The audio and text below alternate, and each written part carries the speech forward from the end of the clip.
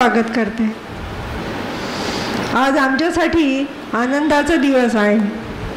व्यासपीठावर आधी मी सगळ्या मान्यवरांना व्यासपीठावर येण्याची विनंती करते।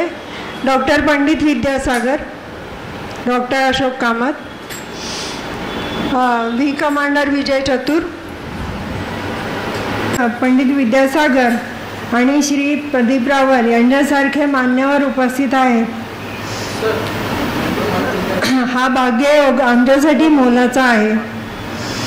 विंग कमांडर विजय चतुर यांनी गुरु गोविंद सिंह यांनी लिहिलेल्या चंडी दी वार या पुस्तकाचा चंडी दी वार यथा चंडी गाथा या नावाने केलेला हिंदी पद्य अनुवाद आणि चंडिका देवीची प्रशंसा हे मराठी गद्य रूपांतर यांचं प्रकाशन आज होणार आहे। त्याचबरोबर भारतीय संस्कृती आणि आधुनिक विज्ञान या पुस्तकाच्या परिष्कृत आवृत्तीचेही प्रकाशन होणार आहे। सर्वप्रथम मी गुरुकुल प्रतिष्ठानचे अध्यक्ष डॉक्टर अशोक कामत यांना विनंती करते की त्यांनी प्रमुख पाहुण्यांचं ग्रंथभेट आणि गुलाब पुष्प देऊन स्वागत करावं।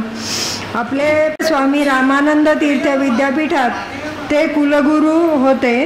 गुरु गोविंद सिंह अध्यासनात त्यांनी डॉक्टर कामतांच्या बरोबर काम केले आहे। आता ते पुणे विद्यापीठात भौतिकशास्त्रात संशोधन करीत आहेत। निवृत्त झाल्यानंतरही ते आमच्याप्रमाणे कार्यरत आहेत। त्यांच्याबद्दल सविस्तर डॉक्टर कामत आमच्याशी बोलतीलच। डॉक्टर कामत सर, आपण डॉक्टर पंडित विद्यासागर सरांचं स्वागत करावं।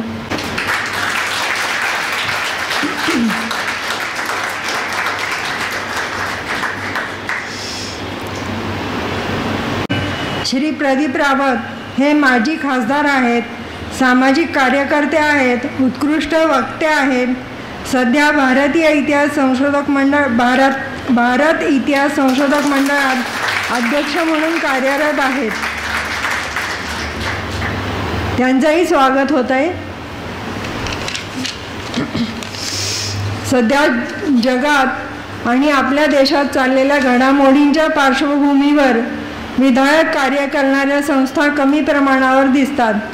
गुरुकुल प्रतिष्ठान ही त्यांपैकीच एक संस्था आहे। गेली 22 वर्षे ही संस्था संत साहित्याच्या अभ्यासकांसाठी कार्यरत आहे। या संस्थेचे सुसज्ज ग्रंथालय 18,000 पुस्तकांसह अभ्यासकांसाठी खुले आहे। अभ्यासक त्याचा लाभ घेऊ शकतात। लेखकांना उत्तेजन देण्यासाठी गुरुकुल प्रतिष्ठान त्यांच्या पुस्तकावर ज्ञानसत्रे घेते। एखादा विषय घेऊन त्यांवरही ज्ञानसत्रे घेतली जातात। दरवर्षी मराठी दैनंदिनी प्रकाशित केली जाते। 13 वैशिष्ट्यपूर्ण पुरस्कार दिले जातात। त्यांपैकी एक संत चोखामेळा पुरस्कार आज विंग कमांडर चतुर यांना आम्ही देणार आहोत। विंग कमांडर चतुरांनी चंडी दी वार या पुस्तकाचं पद्य रूपांतर केलं। गुरु गोविंद सिंहांनी लिहिलेल्या या दुर्गेच्या स्तुतीचं मराठी गद्य रूपांतर करताना मला विंग कमांडर चतुरांची आणि डॉक्टर कामत सरांची खूप मदत झाली। या दोघांनीही माझ्यावर मराठी अनुवादासाठी विश्वास टाकला, हे मी माझं भाग्य समजते। नवीन पिढीनं यापासून बोध घ्यावा हा या रूपांतराचा उद्देश आहे। या दुर्गास्तुतीत दुर्गा मातेच्या आणि महिषासुराच्या युद्धाचं, दुर्गेच्या शुंभ आणि निशुंभाशी झालेल्या युद्धाचं सविस्तर वर्णन आहे। चंडिका मातेच्या पराक्रमाचं वर्णन आहे। ते वाचताना आपल्यालाही स्फुरण चढतं। मी विंग कमांडर चतुर आणि डॉक्टर अशोक कामत यांच्याप्रती कृतज्ञता व्यक्त करते। आता मी डॉक्टर कामत सरांना विनंती करते की त्यांनी चोखामेळा पुरस्काराविषयी आणि डॉक्टर विजय चतुर यांच्याविषयी बोलावं।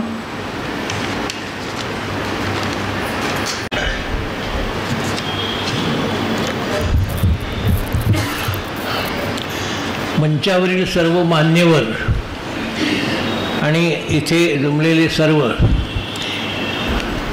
मी रसिक म्हणणार नाही, पण काहीतरी चांगलं शिकण्यासाठी जी माणसं उत्सुक असतात आणि चांगल्याचा नेहमी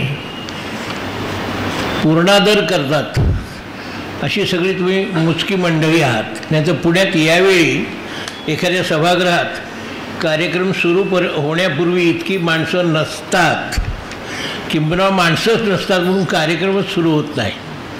इथे असं कधी होत नाही. मला तुमचा अभिमान वाटतो.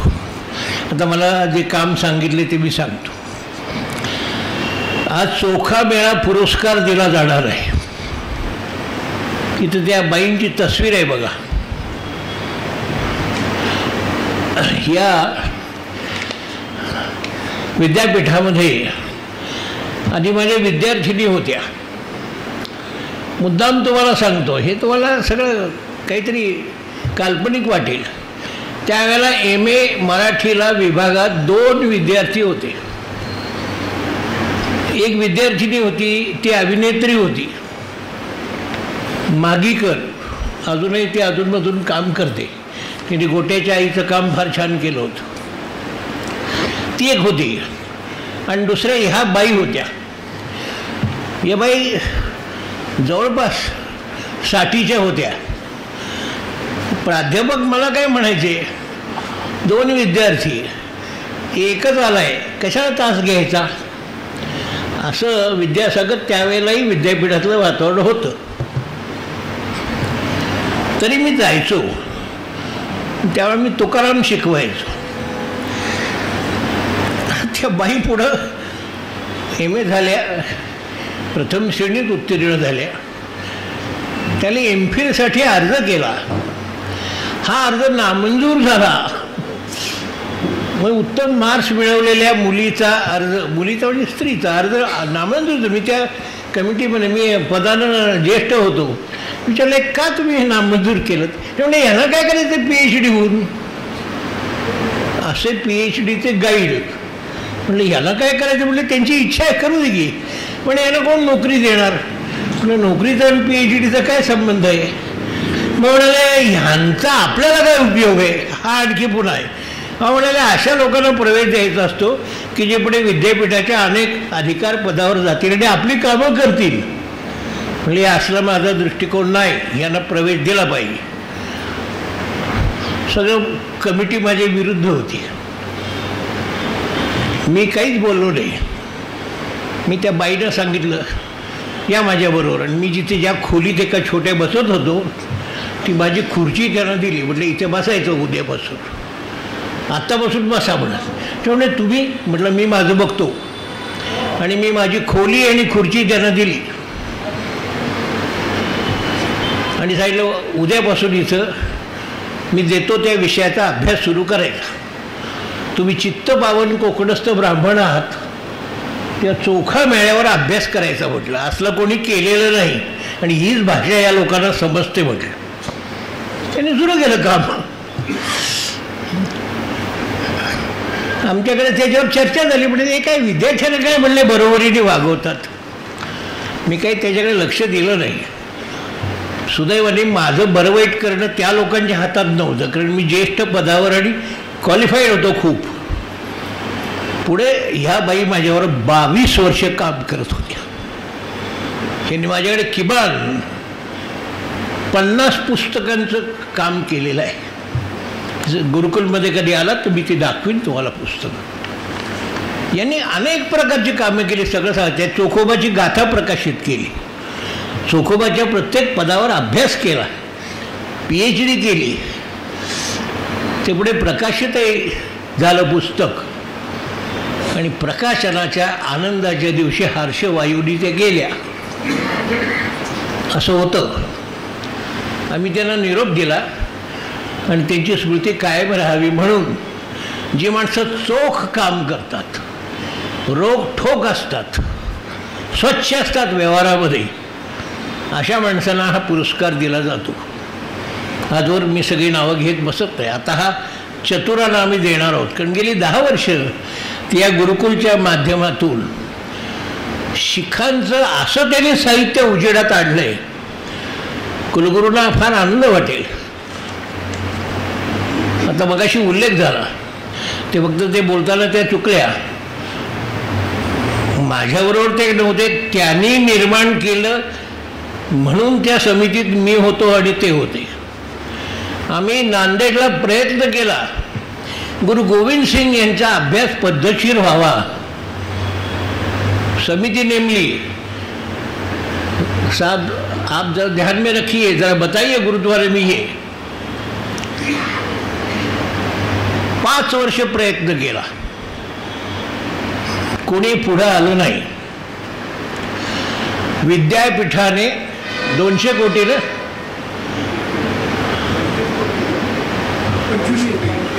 25 ऐका, मोदी यांना हे कळल्यानंतर मोदींच्या शासनानं 25 कोटी रुपये जाहीर केले। काहीही काम झालेले नाही, टाळ्या वाजवू नका। त्याच्याऐवजी जर असा टाळ्या वाजवता आलं तर त्या वाजवा, नाही केलं कुणी। हे जर असते तर हे काम पुढे गेलं असतं। पण एक तुम्हाला मी सांगतो, पैसे मिळाले त्या विद्यापीठात, ते हे निवृत्त झाल्यामुळे गेल्या 5-6 वर्षात काहीही झालेलं नाही। पण एक आहे, हे जर अध्यासन काम करू शकणार असेल कुठेही, तर ते काम करण्यासाठी आम्ही हा माणूस तयार केलेला आहे। या माणसाने गोविंद सिंगांचं असं वाङ्मय उजेडात आणलेलं आहे की जे शिखानाही नवीन आहे। म्हणजे ते नवीन म्हणजे त्याला माहिती नाही असं नाही, कोण ते सगळं मूळ ग्रंथ वाचत बसतो, त्याचा अनुवाद उत्तम केला तर वाचलं जातं।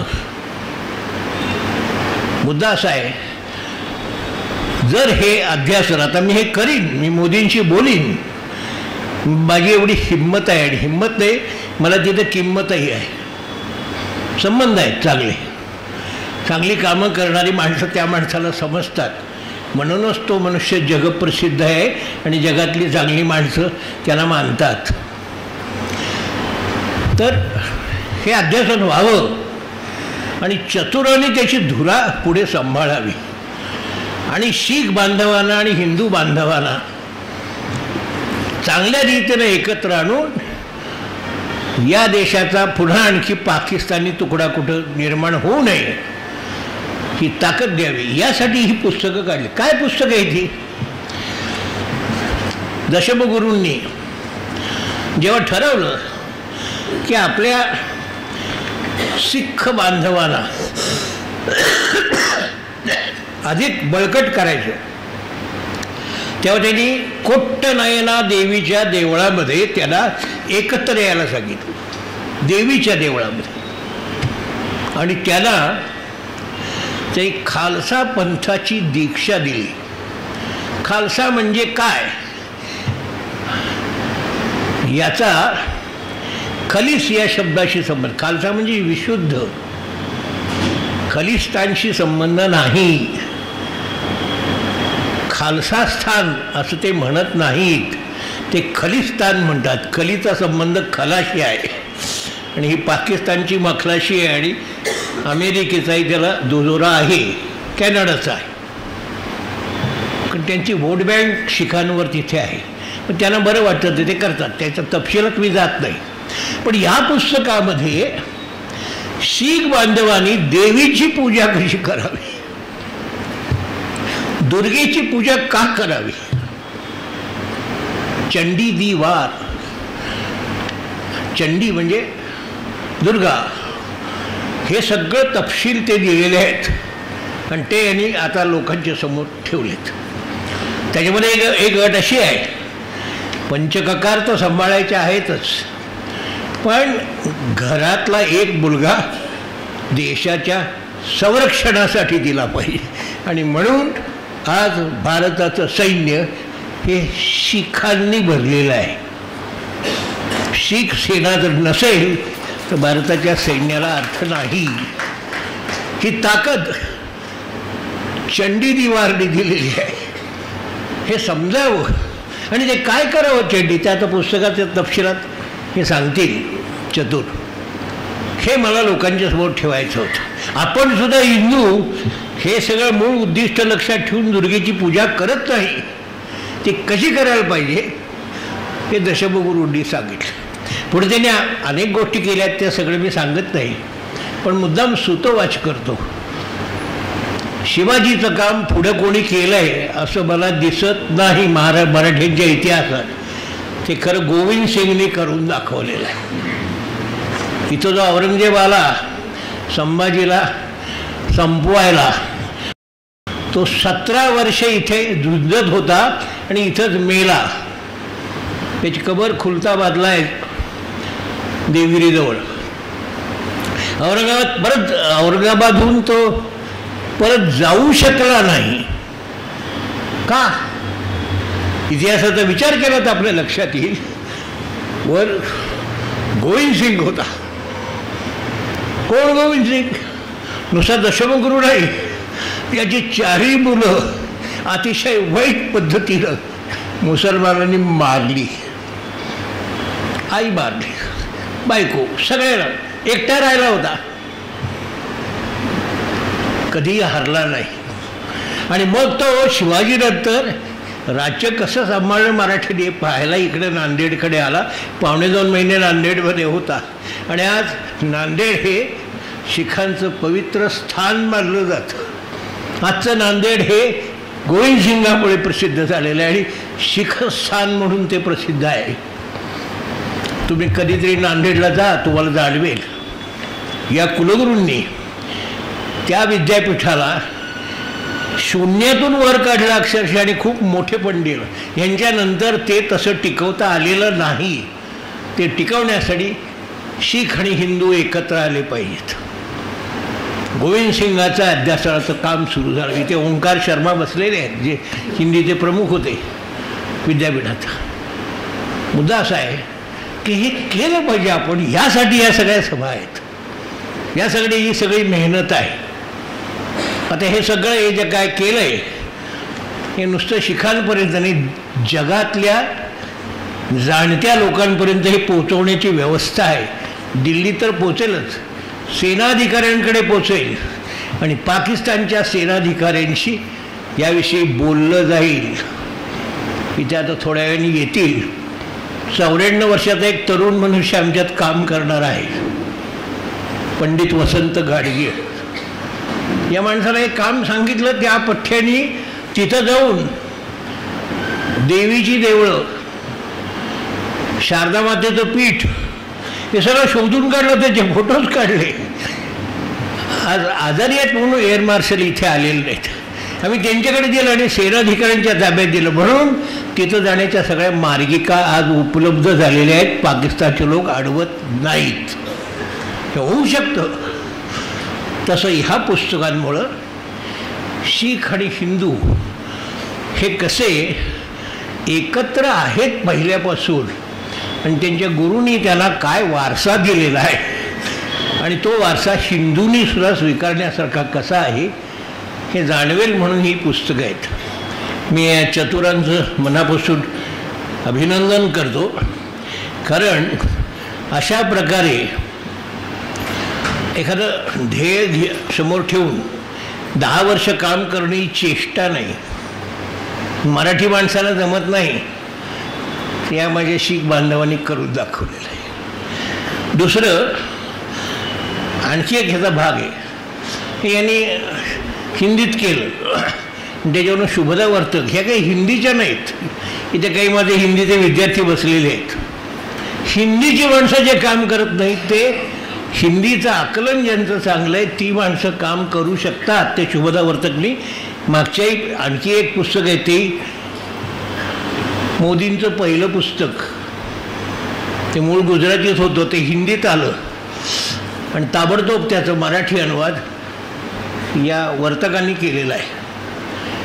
मराठी अनुवाद करण्यासाठी मराठीचं आकलन तुमचं चांगलं पाहिजे आणि हिंदी समजलं पाहिजे आणि ते आपल्या भाषेत चांगल्या रीतीनं आणता आलं पाहिजे. त्यासाठी त्या पुस्तकाशी एकरूप झालं पाहिजे. तसं यांनी काम केलेलं आहे. आणि म्हणूनच आम्ही त्यांचा पण गौरव करणार आहोत. तेही पुस्तक आता तुमच्या हातात येईल. आणखी एक गोष्ट, या पुस्तकाच्या निमित्तानं आम्हाला चतुरांना विद्यासागरांशी जोडून नांदेडकडे पाठवण्याची आमची तयारी झालेली आहे. नांदेडला जाऊन ज्यांनी काम करावं की नांदेडमध्ये शक्य झालं नाही ते इथे करून दाखवावं. ते जे 25 कोटी आहेत त्यातली आवश्यक तेवढी रक्कम यांच्याकडे वळवण्याची सगळी व्यवस्था गुरुकुल करू शकेल. मला खात्री आहे त्याची, काही अवघड नाही. कारण हे काही खाण्यासाठी पैसे नको आहेत किंवा कुठल्या तरी राजाच्या नावानं धिमडा घालून आम्ही त्याचे वंशज, हे असलं काही नाही आहे ह्याच्यात.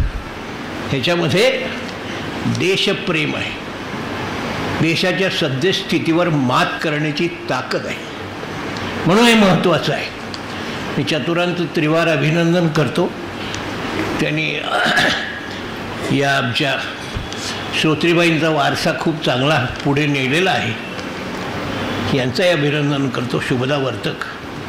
काय असतं, लोक काम करतात आणि काही माणसं त्याच्यातून आपली राजकीय मंडळींकडनं काहीतरी मिळावं आपल्याला म्हणून त्याची पुष्कळ गंमत करतात. पैसा खर्च करून आपल्याच गावाने ते सगळं करतात. हे तर आम्हालाही अनुभव आहे. पण अशा माणसांशी मी मैत्री जरी ठेवली तरी तुझं राजकारण तू करत बसू, आम्ही त्याच्यात भाग नाही घेणार, आम्ही नाही भाग घेत. हे राजकारण नाही आहे म्हणून इतकी चांगली माणसं इतक्या संख्येने इथं आहेत. हे समाजकारण आहे, हे देशकारण आहे, हे समाजाच्या इतिहासाचा मागोवा घेणारं आणि तो इतिहास चांगल्या रीतीनं पुढं नेणारं असं हे सगळं तुमचं इथलं येणं आहे. मी आनंद व्यक्त करतो आणि एवढंच सांगतो की हा पुरस्कार घेऊन चतुरांनी आता यापुढे स्वतःच्या बळावर शीख मंडळींना या पुस्तकांच्या निमित्तानं सतत हिंदूंशी एकत्र ठेवून एकत्र त्यांचे कार्यक्रम करण्याच्या दृष्टीनं नांदेडला, संभाजीनगरला, पुण्यात किंवा अन्यत्र काहीतरी केलं पाहिजे. ते सगळं करण्यासाठी गुरुकुल सर्व प्रकारच्या शक्तीनिशी, आर्थिक बळानिशी त्यांच्या मागं उभं असेल. त्यांनी काळजी करू नये. जशी ही पुस्तकं झाली तशी त्याला एक काळजी वाटते. पुस्तकं लोक पुस्तकं कोणती लोक विकत घेतात? कथा कादंबऱ्यासुद्धा विकत घेत नाहीत. पुस्तकं विकत घेऊन वाचण्याची सवय आपण लावली पाहिजे. म्हणून मी आता जाताना तुम्हाला सांगेन, इथं खूप स्वस्त किमतीत खूप चांगली पुस्तकं आहेत. 350 पुस्तकं आहेत आमची. तुम्ही चांगली पुस्तक घ्या आणि लोकांना द्या. एकच काम आत्ता जे चालू आहे त्याचा नुसता उल्लेख करतो. आम्ही 1,00,000 प्रती छापल्यात रामरक्षेच्या आणि या 22 तारखेच्या आधी महाराष्ट्रात सर्वत्र दिल्या जातील. ते इथं उपलब्ध आहेत. त्याचं देणगी मूल्य फक्त 5 रुपये आहे. ते द्या न द्या पण वाचा, मुलांना वाचायला द्या, शाळातून द्या, शिक्षकांना द्या. आणि रामरक्षा हे कवच आहे. आजच्या काळात जगण्यासाठी कसं आवश्यक आहे ते त्यात दिलेलं आहे. राम का टिकला? आज कोणीतरी मुसलमान, पाकिस्तानमधल्या एका मुसलमान क्रिकेट खेळाडूचं काहीतरी बातमी आली, मला गंमत वाटली. त्यांनी रामाचा जय जयकार केला. राम हा धर्मातीत माणूस आहे. रामाच्या आहारावर चर्चा करणाऱ्या डुकरांचा तो विषय नव्हे. राम हा माणसातल्या आदर्शाचं प्रतीक आहे. त्यामुळे रामाचं ते रामरक्षेचं स्तोत्र जे गणेशाच्या नावावर आहे, ते विद्येची अर्चना सुरू करताना आपण आणि प्रत्येक गोष्टीचा आपला आरंभ श्री गणेशाय नमः असं होतो. म्हणून तुम्ही ती रामरक्षा घ्या, ती बरोबर न्या, कायम बरोबर बाळगा. अयोध्येला जा न जा, अयोध्येला काही त्या मंगल कलशात काही घाला न घाला, पण ही रामरक्षा लोकांच्या हातात द्या. आम्ही ती तुमच्यासाठी याच्या 1,00,000 प्रती इथं तयार केलेल्या आहेत आणि त्या कालपासून वितरित व्हायला सुरुवात झाली आहे. त्या विक्रीसाठी आणि फायद्यासाठी नाही आहेत. लोकांना लोकांच्यातला राम जागा करण्यासाठी. आराम हराम आहे असं प्रत्येकाला वाटलं पाहिजे. आणि राम हे खरं जीवनातलं सत्य आहे, हे जाणवलं पाहिजे. असो, यासाठी हा सगळा समारंभ आहे. आणखी काही सांगायचं आहे? काही मी काय आणखी सांगणं अपेक्षित नाही. आमच्या समन्वयक सांगतात जसं मी आता म्हातारपणे ऐकतो. तरुण मंडळींच्या हातात पुढची पिढी चांगलं सांभाळेल असं त्याला दिलेलं आहे, तयार आहेत ती माणसं. तुमच्या उपस्थितीबद्दल पुन्हा एकदा आनंद व्यक्त करतो आणि या कामाचं महत्त्व समजून ही चंडी दी वार घरोघरी जाईल याची काळजी करा. यासाठी आइए भाई, आओ इधर.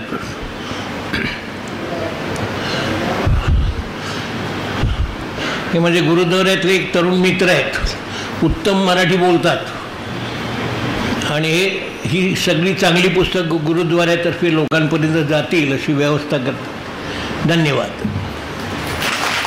आता मी डॉक्टर पंडित विद्यासागर यांना विनंती करते की त्यांनी विजय चतुर यांना चोखा मेळा पुरस्कार प्रदान करावा.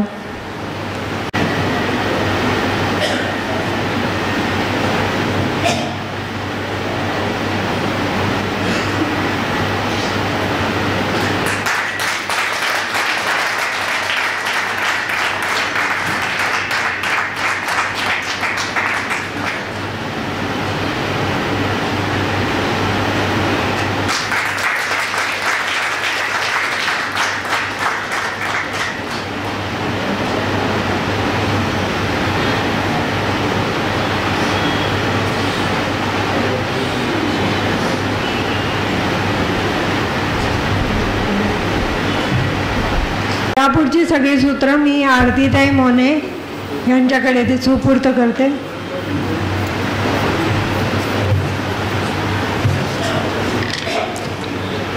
नमस्कार. आज आपण सगळेजण ज्यासाठी जमलेले आहोत त्या प्रमुख कार्यक्रमाकडे, प्रकाशन सोहळ्याकडे आता आपण वळूया. हा सोहळा आता संपन्न होईल. मी डॉक्टर पंडित विद्यासागर यांना विनंती करते की त्यांनी चंडी दी वार, चंडीदेवीची प्रशंसा आणि भारतीय संस्कृती आणि आधुनिक विज्ञान या तीनही पुस्तकांचे प्रकाशन करावे.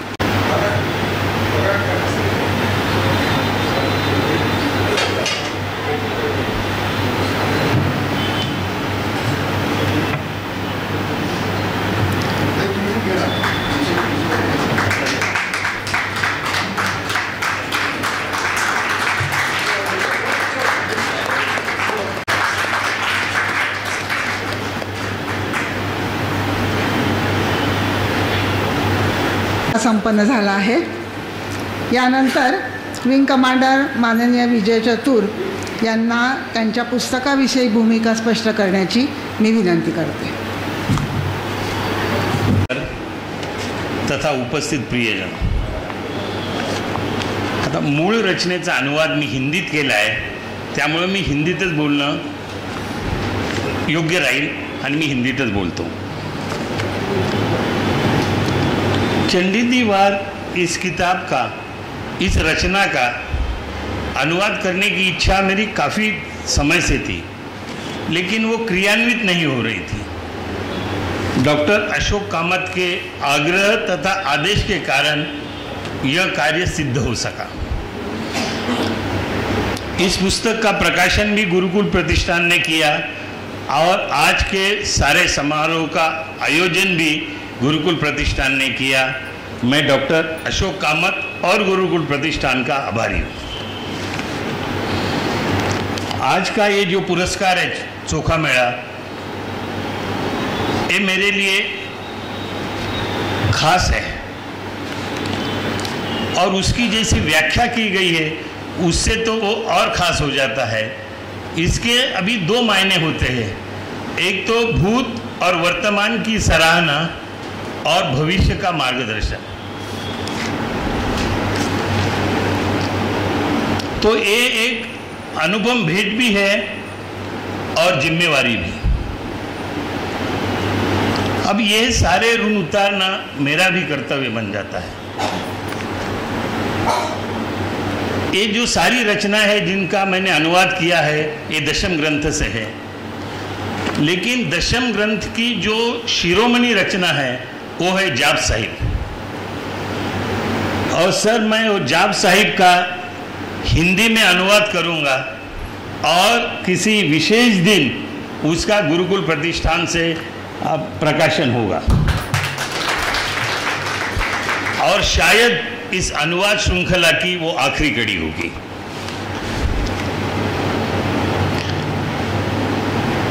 आनंद और श्रद्धा से मैं आज ये अनुवाद है जो चंडीदी वार वो आप सभी को समर्पित कर रहा हूँ। यह चंडी की गाथा देवी महात्मा या दुर्गा सप्तशती जो मार्कंडेय पुराण का हिस्सा है उस पर आधारित है।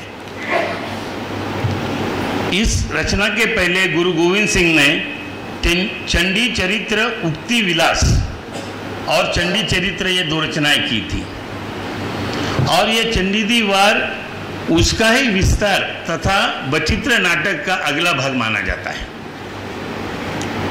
अब जब हम गुरु गोविंद सिंह के बारे में इतना बोलते हैं, कामत सर ने उनका थोड़ा इंट्रोडक्शन तो दिया है, लेकिन फिर भी मैं ऐसे समझता हूँ कि उनके बारे में अगर संक्षिप्त में बोला जाए तो वो गैर नहीं होगा।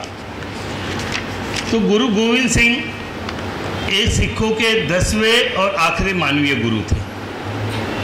उनका आदेश था कि उनके बाद ग्रंथ ही गुरु रहेगा और आज तक वही परंपरा चल रही है।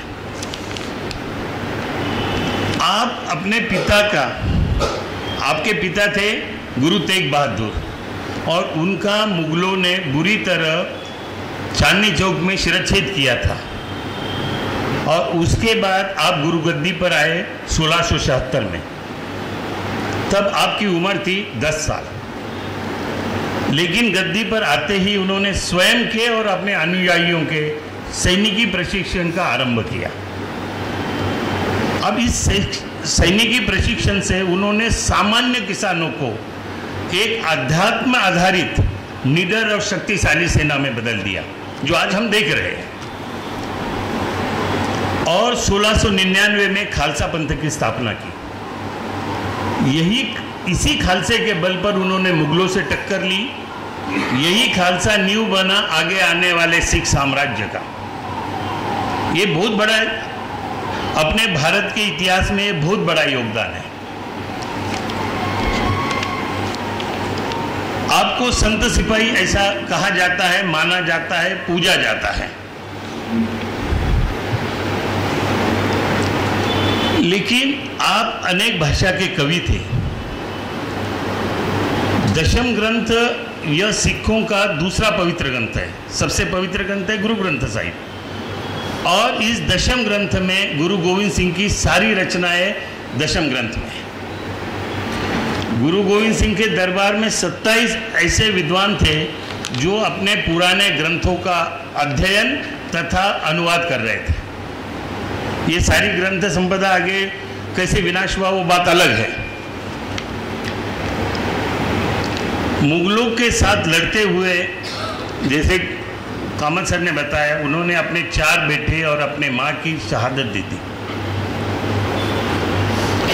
और जब वे नांदेड़ में थे तब सिरन के नवाब वजीर खान ने भेजे हुए हमलाखोरों ने उनके ऊपर कातिलाना हमला किया और 7 अक्टूबर 1708 में आप अनंत में विलीन हो गए और उस समय आपकी आयु थी केवल 42 वर्ष।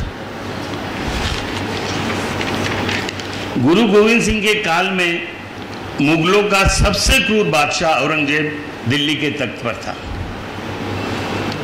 मुगलों के जुल्मों के वजह से सारी जनता त्रस्त थी, खुद को लाचार बेसहारा मानती थी।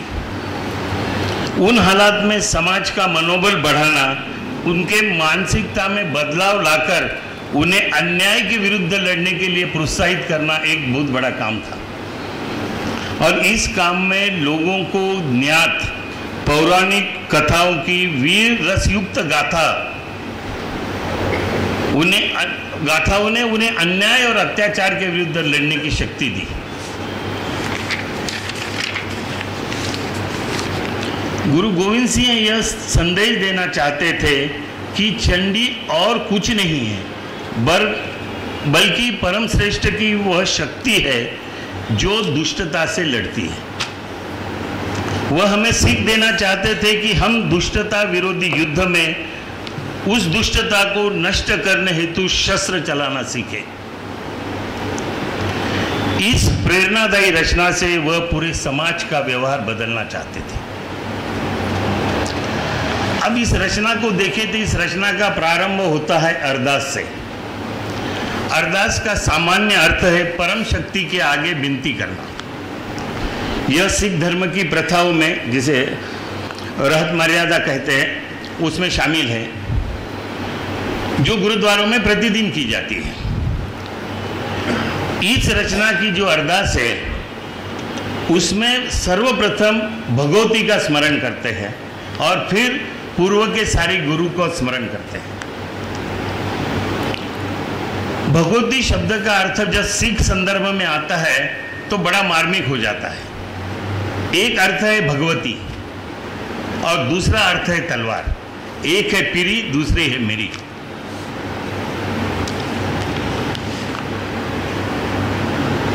गुरु गोविंद सिंह की जो आत्मकहानी है, बचित्र नाटक, उसमें ही उसका आरंभ खड्ग वंदना से होता है। जैसे इसमें पहले खड्ग की वंदना है, उसमें भी खड्ग की वंदना है। और जब शस्त्र का वंदन होगा तब उसे धारण करना साधक का धर्म हो जाएगा। अब हम सब अहिंसा तथा विश्व शांति में विश्वास करने वाले लोग हैं, लेकिन यह मानसिकता हमारे सामने वाला भी रखे यह कोई जरूरी नहीं है। अगर हम अपना इतिहास देखें, और रावत सर यहाँ पर है, अपने नीति का दूसरा पालन करे, उस नीति से बंधा रहे, इस गलत धारणा की बहुत बड़ी कीमत इस भारतवर्ष ने चुकाई है। हमें शस्त्र और उसके बल पर विश्वास करना होगा, उसकी उपासना करनी होगी। वही तो चंडी की उपासना है। अब जब मैं शस्त्र बोलता हूं उसमें संग्राम की सारी सामग्री शामिल है, लेकिन आज के परिप्रेक्ष्य में, और जब मैं खुद इंजीनियर हूं तो मैं बोलना चाहता हूं कि उसमें शामिल है cutting edge technology, intellectual property और soft power of every kind. अब फिर अपन चंडी दीवार के पास आते हैं। यह पूरी रचना पहुड़ी छंद में बद्ध की गई है। अब इस पहुड़ी छंद की काफी अपर्याप्त व्याख्या मिलने के कारण शायद इस मेरे अनुवाद में कुछ खामियां रही गई हो। सर, मैं आपसे भी फोन पे बात किया था, उसके लिए मैं वाचकों की क्षमा चाहता हूं। इस रचना में मूल रचना का जायका कायम रखने हेतु इस अनुवाद में मैंने जहां हो सके वहां मूल शब्दों को रखा हुआ है। मैं इस अनुवाद के कुछ पद आज पढ़ूंगा। वो पद मैंने ऐसे चुने हैं कि कथा भी पूरी हो और कविता का आनंद भी आए। अब मैं एक पद पढ़ते समय अगर कुछ स्पष्टीकरण की आवश्यकता हो तो सिर्फ आप हाथ खड़ा करें, मैं यथा आवश्यक सारे बता दूंगा। तो चलो अब हम अनुवादित रचना देखते हैं। अरदास के बाद सृष्टि निर्माण का एक अनोखा तथा रोचक दृष्टिकोण सामने आता है। दुधारी प्रथम ढाल के उसने सब संसार उपजाया। संसार की निर्मिति के पहले उन्होंने दुधारी ढाली, दुधारी खड्ग, तो पहले निर्माण दुधारी का किया, फिर संसार का किया। दुधारी प्रथम ढाल के उसने सब संसार उपजाया। ब्रह्मा विष्णु महेश जाय कुदरत का खेल रचाया। सिंधु पर्वत धरती बिन स्तंभ का गगन ठहराया। सृज दानव देव उन अंदर कलह रचाया। तू ही दुर्गा सृज कर दैत्यों को विनाशाया। तुमसे ही बल राम ले बाण दशानन मिटाया। तुमसे ही बल कृष्ण ले कंस केश पकड़ गिराया। बड़े बड़े मुनि देवता कई युग उन तन तपाया, किन्हें तेरा अंत नहीं पाया। देखो, सृष्टि का निर्माण, उसके अंदर का कलह और दुष्ट संहार, यह सब बताने के बाद गुरु आखिरी में अध्यात्म के ओर आते हैं और वो कहते हैं कि कई मुनि और देवताओं ने युगों तक तपस्या की, लेकिन उस परमेश्वर का अंत उन्हें मिला नहीं। बड़े बड़े मुनि देवता कई युग उन तन तपाया, किन्हें तेरा अंत नहीं पाया, किन्हें तेरा अंत नहीं पाया।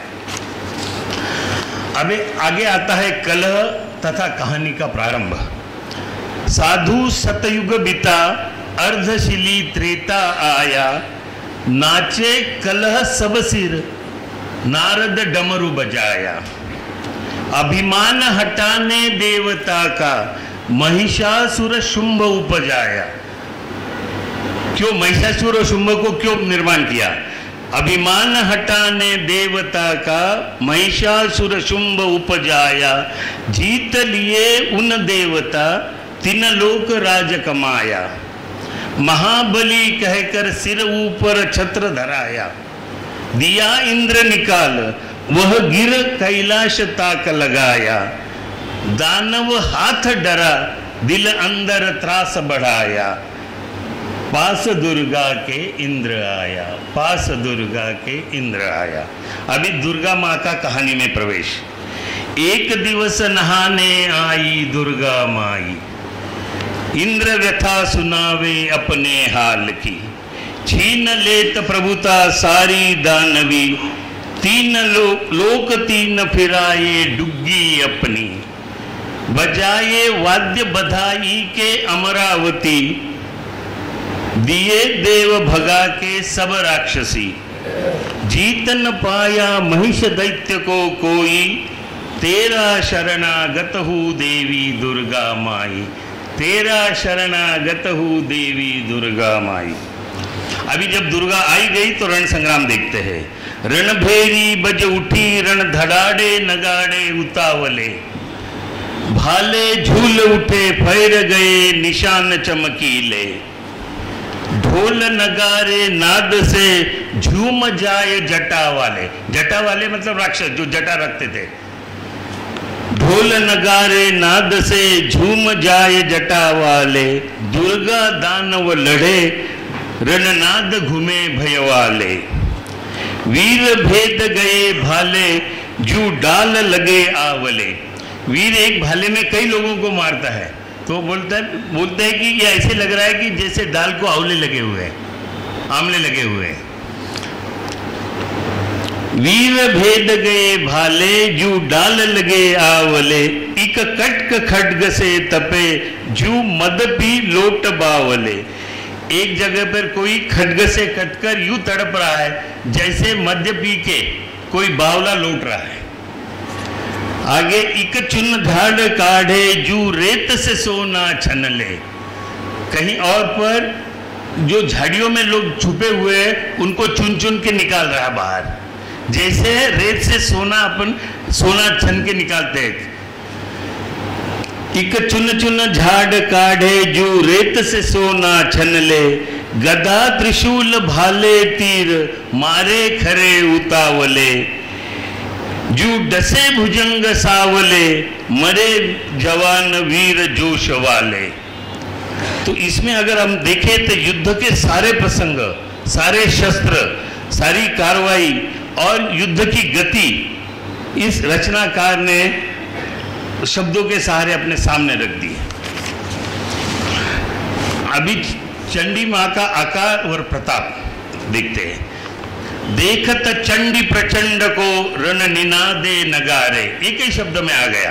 देखत चंडी प्रचंड को, रण निनादे नगारे। धावे राक्षस प्रकोपी, चहु और सारे। हाथ पकड़ खड्ग रन भिड़े करारे। कभी न हटे युद्ध से, वह योद्धे जुजारे। मन में क्रोध बढ़ा के मार मार पुकारे। मारे चंडी प्रचंड ने, वीर रण उतारे। मारे जो बिजली से गिरी मीनारे। इसमें देखो मार की गति और उसकी प्रखरता दिखाई है। मारे चंडी प्रचंड ने वीर रण उतारे, मारे जो बिजली से गिरी मीनारे। अभी यहाँ चंडी का हुआ, अभी राक्षस का वर्णन देखते हैं। रण घूमे नगारे जखड़े जंजीरों से, धूल लिपटे धूमल सरदार जटा वाले मैंने बता दिया राक्षस। उखलिया नाक जिनके मुंह खोह दीवार में। राक्षसों के नाक उखलिया जैसे थे, उखल जाला म्हणतो अपन। मुंह खोह दीवार में, जैसे दीवार में कोई वीवर हो या कोई खाली जगह हो, वैसे उनके मुंह है। धाये देवी सामने वीर मूछो वाले, सुरपति जे लड़ हटे। जिन्होंने सुरपति इंद्र से लड़ाई की थी, सुरपति जे लड़ हटे, वीर टले न टाले। गरजे दुर्गा घेर के जू बादल काले। अभी युद्ध तथा देवी का पराक्रम देखते हैं। अगणित नगाड़े धड़ाड़े दल भिड़ते, पहन कवच भारी देव दानवा, भीषण वार करे राक्षस क्रोध से। लागे आरे सी तेग म्यान से निकली। आरा मतलब 100 करवत। लागे आरे सी तेग म्यान से निकली, योद्धे लागे बड़े स्तंभ रण माही। देवी आप संघारे पर्वत सम राक्षसा, कदापि न माने हार धावत सामने। दुर्गा सब संघारे राक्षस खट गले। अभी महिषासुर का आगमन। उमड़ भिड़े योद्धे मारो ध्वनि गूंजे, बादल सम महिषासुर रण में गरजा। इंद्र जैसा योद्धा मेरे से भागा, कौन बेचारी दुर्गा जिस रण सजाया। अभी देवी का प्रहार। चोट पड़ी भैसा खाल सेना मुकाबला। अभी ये भैसा खाल, ये जो शब्द है, इसके बारे में मैं थोड़ा बोलना चाहता हूँ। नगारे के ऊपर किसी पशु की चमड़ी होती है। अभी यहाँ पर गुरु ने नगारे के ऊपर भैंसे की चमड़ी लगाई हुई है। भैंसा वाहन है यम का। इस रचना में जब कहीं पर संहार होता है, तब गुरु नगारे के ऊपर भैंसे की खाल लगा देते हैं। चोट पड़ी भैसा खाल सेना मुकाबला, खींच लिया कृपान दुर्गा ने म्यान से। चंडी राक्षस प्रहारे भक्षक दैत्यों की, खोपड़ी काटे मुख शरीर चीरे। जीन घोड़े झूल वृषभधारी धरती, आगे जाकर धौल सिंगा टकराती। धौल टेक कुर्म टकरा दुश्मन मारती।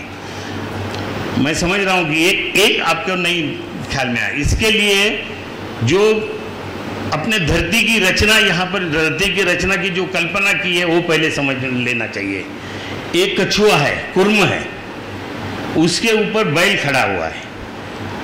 उस बैल का नाम धौल है, और उस बैल के सींग के ऊपर धरती टिकी हुई है। तब जब देवी प्रहार करती है तो खोपड़ी काटे मुख शरीर चीरे।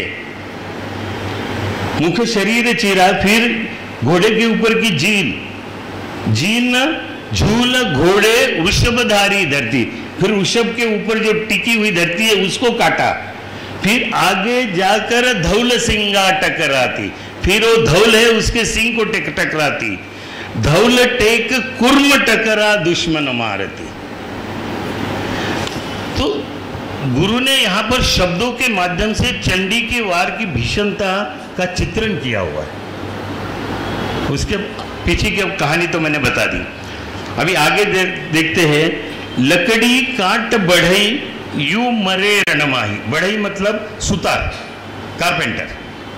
तो बढ़ई जैसे लकड़ी काटता है, वैसे लोग रण में काटे जा रहे हैं। आगे रण की विभत्सता या भयानकता देखिए। पंख भरी रण लहू चर्बी की। रण के अंदर कीचड़ भरा हुआ है। वो कीचड़ किसका है? तो लहू और चर्बी का है। पंख भरी रण लहू चर्बी की, 4 युग कहानी चलेगी तेग की। रण समय कठिन महिष दैत्य को, रण समय कठिन महिष दैत्य को। महिषासुर के बाद शुंभ और निशुंभ का आगमन। अभी महिषासुर को तो मारा, अभी शुंभ निशुंभ आ गए। इंद्रपुरी बोल धावा, मत योद्धा ठहराया। पेटी कवच काठिया, लड़ने की तैयारियां। पेटी कवच में तो दैट आर्मर विद बेल्ट, और काठिया मतलब खुगीर, सैडल। इंद्रपुरी बोल धावा, मत योद्धा ठहराया। पेटी कवच काठिया, लड़ने की तैयारियां। जमे सेना अक्षौहिणी, आसमान गर्द छाया। रोषी शुंभ निशुंभ कूच कराया। अभी धूम्रलोचन का वध। ढिंडोरची नगाड़ा बजाए, सेना मुकाबला। क्रोधित भवानी आई, धावे राक्षसा। वाम हाथे नचाई, सिंहनी लोहे की। वाम हाथे, बाएं हाथ से वो तलवार पकड़ी हुई है, सिंहनी लोहे की। बहुतेरों के तन मारे, करे रंगोली। उनके तन पर मार दिया, रंगोली बन गई। बहुतेरों के तन मारे, करे रंगोली। भाई मारत भाई, दुर्गा जान के। इसमें भवानी की चपलता भी है और राक्षसों का भ्रम भी आ जाता है उस चपलता के कारण। भाई मारत भाई, दुर्गा जान के। क्रुद्ध होय प्रहारे, राक्षस राज को। यमपुरी दिया भेज धूम्रलोचन को। जैसे दिया अग्रिम, मारने शुंभ को। This is advance notice to Shumbh. अभी चंडमुंड का आगमन। क्रोधित हो बुलाए, राक्षस शुंभ ने। मत ठहरा, दुर्गा पकड़ लाने। चंड और मुंड भेजे, बहुसेना देके। लागे छप्पर छाए, तलवारें हो जमा। वो इतनी तलवारें जमा होती है, ऐसे लगता है कि छप्पर बन गया है। लागे छप्पर छाए, तलवारें हो जमा। सभी राजे बुलाए, चले युद्ध को। लागे यम पकड़ चलाए, सब मारने। एक मिनट,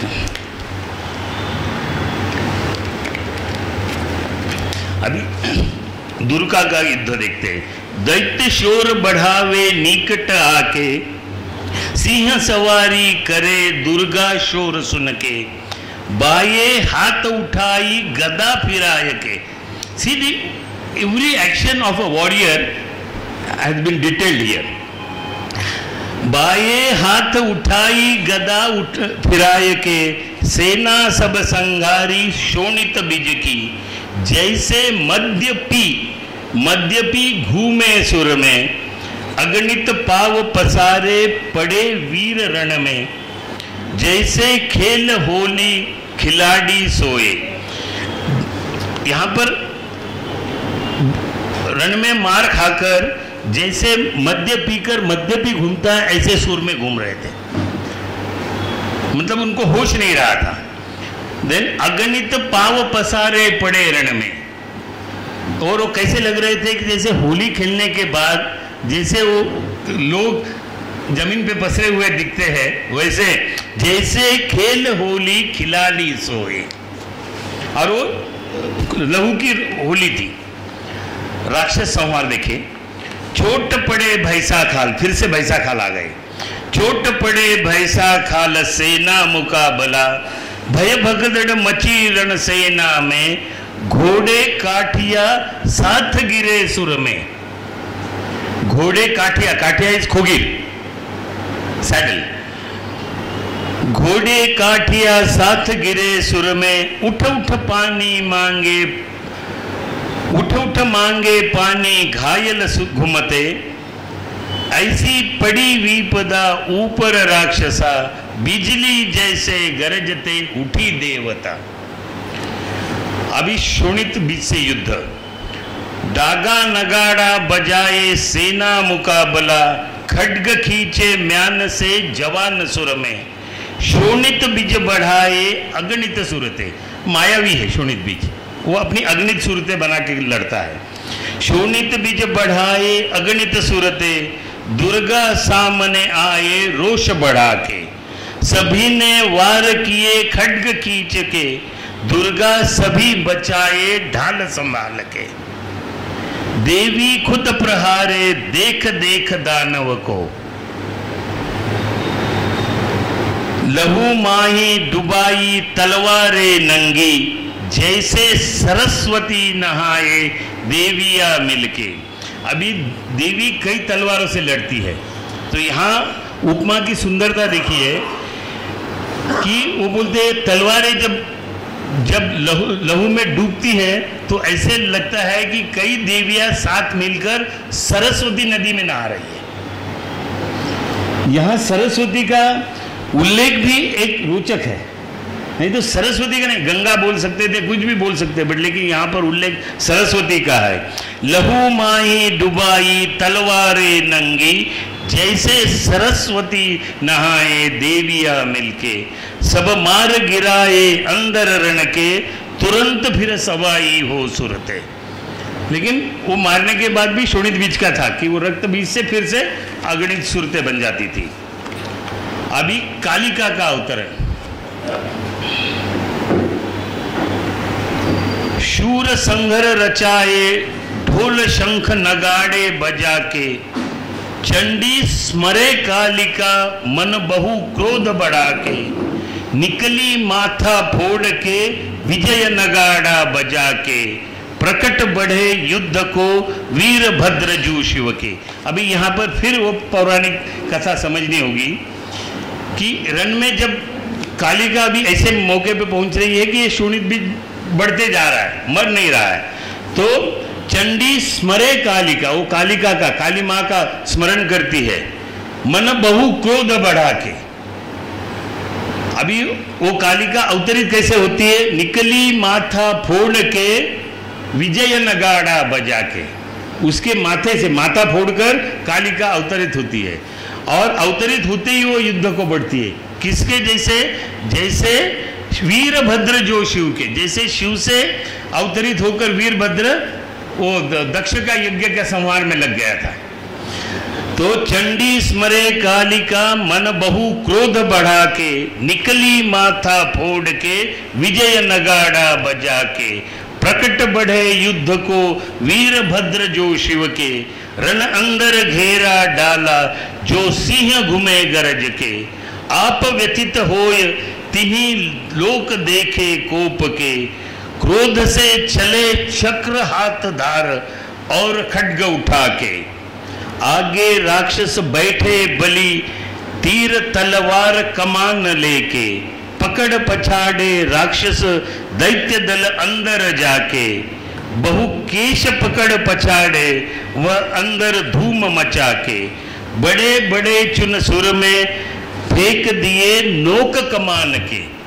कमान धनुष्य, तो उसके नोक से बड़े बड़े सुरमों को उन्होंने उठा के फेंक दिया। बड़े बड़े चुन सुर में दिए फेंक नोक कमान के, रण में काली गुस्सा खाए के, रण में काली गुस्सा खाए के।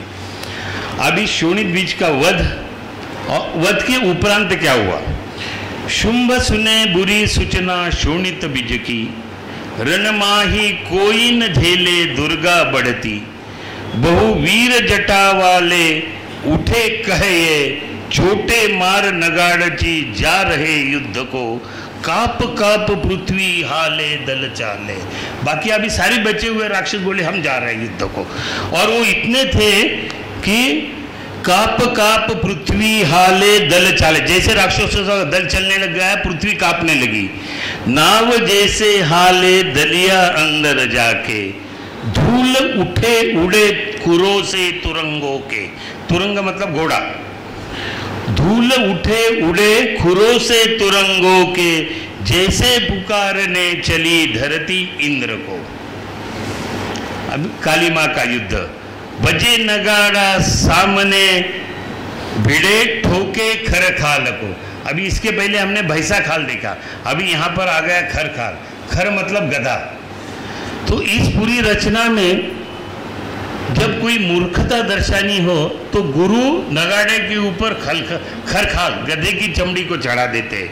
यहाँ इसी रचना में अन्यत्र एक जगह आया है, चोट पड़ी खर चामर दुर्गा को लाने।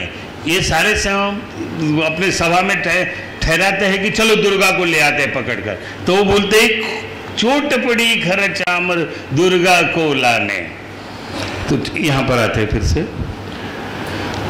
बजे नगाड़ा सामने भिड़े ठोके खरखाल को, तक तक तीर दुर्गा माँ देख मारे भले वीर को, पैदल मारे हाथी संग रथ गिराए स्वार को, कवच में तीर नोक जैसे फूल अनार को। कवच में जब तीर लगता है वो अंदर जाता है, अंदर से खून आता है, तो कवि ने कल्पना की है कि जैसे वहां पर अनार का फूल लगा हुआ है। कवच में तीर नोक जैसे फूल अनार को, गुस्से से काल का हाथ दाए ले तलवार को, मारे इस उस पार हिरण्यकश्यप कई हजार को। हिरण्यकश्यप राक्षस, हिरण्यकश्यप हुए वंशज।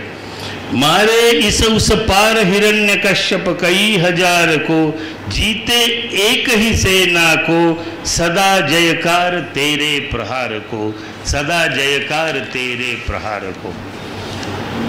अभी शुंभ का वध, दोनों सेना खड़ी सामने नगारा भारी, ले खड्ग दुर्गा माँ वज्र सम भारी, मारे राजा शुंभ को रक्त पिए प्यारी। तलवार को है प्यारी, वो तलवार को बोलते हैं। मारे राजा शुंभ को रक्त पिए प्यारी, शुंभ खोगिर से गिरा उपमा बेचारी। यहाँ पर गुरु बोलते हैं अभी मेरी उपमा एकदम बेचारे हो गए, मेरे को कोई उपमा नहीं सूझती है। तो क्या बोलते हैं वो, डूब रक्त धार में निकली बरछी दूधारी, डूब रक्त धार में निकली बरछी दूधारी, जैसे राजकन्या उतरी पहन लाल सारी। अंदर खून में जाकर जब दुधारी बाहर निकलती है कि ऐसे लग रहा है कि लाल साड़ी पहनकर राजकन्या निकल रही है। तो आगे अभी लास्ट में इंद्र का अभिषेक। इंद्र बुलाया राज अभिषेक कराने को, सिर पर छत्र फिराया राजा इंद्र के, 14 लोक छाया यश जगत मात का, दुर्गा पाठ बनाया सभी पहुड़ी छंद में, फिर न जीव आएगा जो इसे गाएगा, फिर न जीव आएगा जो इसे गाएगा। फिर आखिरी पंक्ति में फिर वीर्य से हटकर गुरु आध्यात्म पर आते हैं कि जो इस गाथा को गाएगा उसका पुनर्जन्म नहीं होगा। सज्जनों, मैंने तो इस गाथा का अनुवाद किया है, कई बार गाया है, तो मेरा पुनर्जन्म नहीं, ये गुरु गोविंद सिंह की गारंटी है। आपके सहनशीलता के लिए धन्यवाद। धन्यवाद चतुरजी। अतिशय विस्तारित स्वरूपात आणि छान पद्धतीने त्यांनी आपली भूमिका विशद केली। धन्यवाद। यानंतर डॉक्टर कामत सर हे गुरुकुलमध्ये चालू असलेल्या अनुवाद कार्यासंबंधी प्रतिपादन करतील। मगाशी मी बोलताना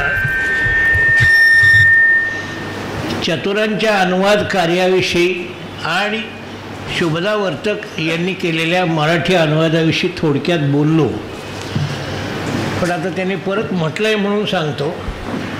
आणखी एक महत्त्वाचं काम गुरुकुलमध्ये पूर्ण झालं आहे, जे गेल्या 750 वर्षात भारतात कुठेही झालेलं नाही।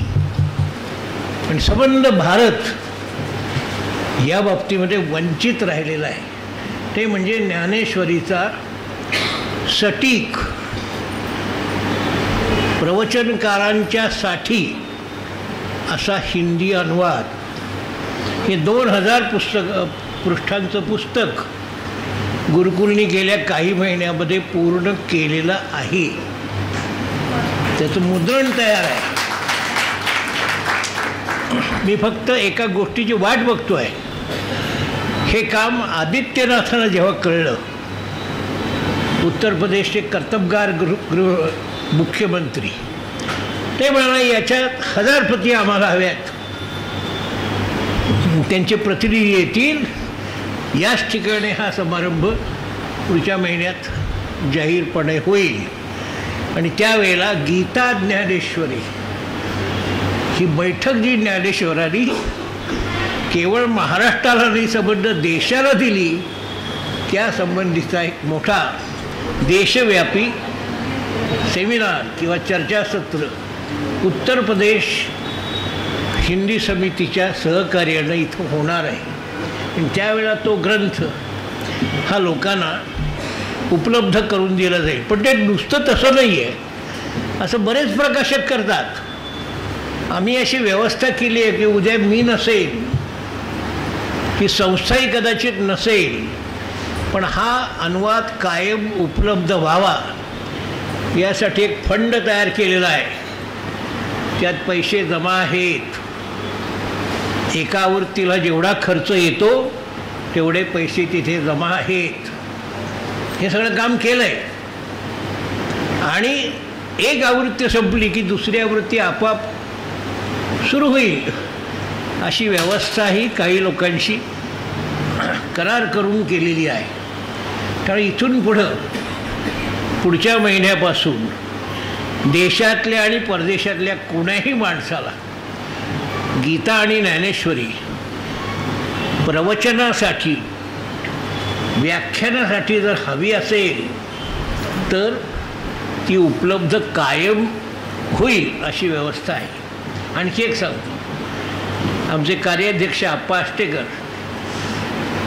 आता इथे नाही आहेत, त्यांनी अशी व्यवस्था केली आहे की प्रवचनकार हिंदीतून जे तयार होतील ते जिथे कुठे जाऊन हिंदीतून प्रवचन करतील त्यांची ते राहण्या जेवढ्या खाण्याची व्यवस्था आम्ही केलेली आहे.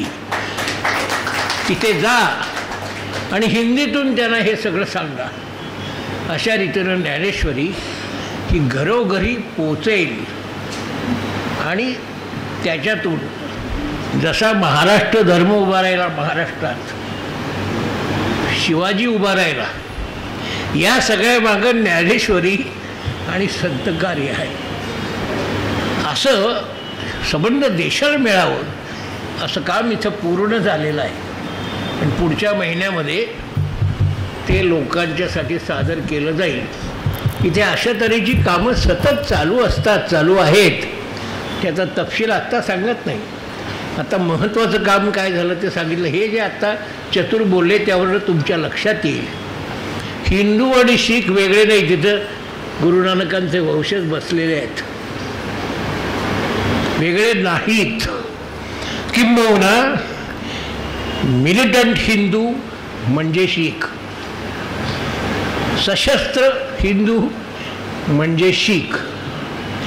शस्त्राचं दुष्टांच्या निर्दालनासाठी आणि सुष्टांच्या सुबुद्ध माणसांच्या संरक्षणासाठी उपयोग करणं म्हणजे मिलिटंट हिंदू. असा ज्यामुळे शिखांच्या निमित्तानं तयार झाला. आणि आज शिखांचा जो धाक आहे, मी मुद्दाम एक उल्लेख मगाशी टाळला. खलिस्तानविषयी आपण काहीतरी मध्येच वाचत असतो. खलिस्तान ही शिखांची मागणी नाही. माझे शीख बंधू त्याला हो म्हणत आहेत. हा शब्द चुकीचा आहे. खलिस्तान काय? खलिस्तान कोण? खल आणि काय त्यांचं स्थान? खालसा. हे शिखांचं पुढे जाण्याचं एक साधन आहे. खालसा म्हणजे शुद्ध, विशुद्ध शिष्य, गुरुभक्त आणि गुरुवाढीचा प्रत्यक्षात उपयोग करून जीवन अधिक सफळ संपूर्ण करणारा माणूस. मी परत सांगतो, जोपर्यंत शीख आहेत तोपर्यंत उत्तर भारताची पुन्हा फाळणी होऊ शकत नाही. जी झाली ती शिखांवर अन्याय करणारी झाली असं माझं मत आहे. आणि ते जे चिडलेले लोक आहेत, खरं आहे, काय तुम्हाला नैतिक अधिकार आहे? लोकमान्य टिळक, बिपिनचंद्र पाल, आणि देशबंधू दास 3 चारित्र्य संपन्न माणसं जेव्हा काँग्रेसमध्ये होती तेव्हा कर्जनला सुद्धा बंगाल आणि पंजाबची फाळणी करता आली नाही. ते काम पुढं झालं हिंदुस्थानला स्वराज्य देण्याच्या काळात. आणि यात तुम्ही पाकिस्तानचा सर्वात जो सुपीक भाग आहे आज तो पंजाब आहे. पंजाबला नसेल तर पाकिस्तान टिकू शकत नाही अशी परिस्थिती आहे. तुम्ही पाकिस्तानच्या भूगोलाचा जरा अभ्यास करा म्हणजे लक्षात येईल. बलुचिस्तान, पख्तुनिस्तान अशी कितीतरी भाग आहेत की जे वेगवेगळे आहेत आणि त्यांना धनधान्य देणारा प्रदेश पंजाबचा आहे, लाहोर परिसर आहे. यावर ते पाकिस्तान अवलंबून आहे. तुम्ही त्यांच्यावर अन्याय केला, भाषेवर प्रांतरचना केली. हा शिखांवर एक प्रकारचा अन्याय आहे. शिखांची भाषेवर प्रांतरचना कसं होणार? ते काय भाषेच्या आधारावर तो प्रांत नाही आहे, तो खालसा पंथावर आधारित प्रांत आहे.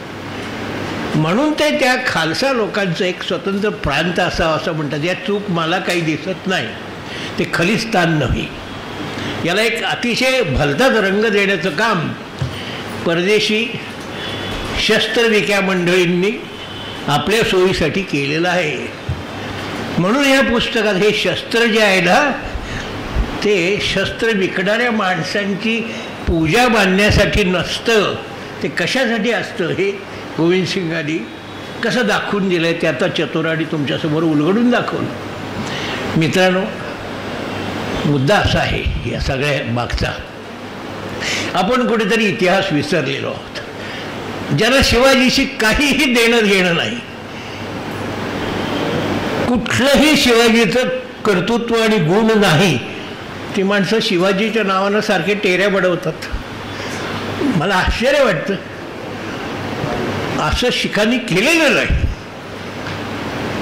शिखांनी सरळ सरळ वेदोक्त मंत्रांचा, उपनिषदांचा, तुमच्या पुराणांचा, तुमच्या या कथांचा आणि तुमच्या देवी देवतांचा स्वीकार केलेला आहे आणि त्याचं कालोचित महत्त्व सांगितलेलं आहे. आज तुम्हाला त्यांच्याकडून समजून घ्यावं असं अशा रीतीने त्यांनी ते लिहून ठेवलेलं आहे. म्हणून ही पुस्तकं तुमच्या हातात दिली आहे. शक्य असेल राम मंदिराच्या निमित्तानं काय करायचं तर हे करा.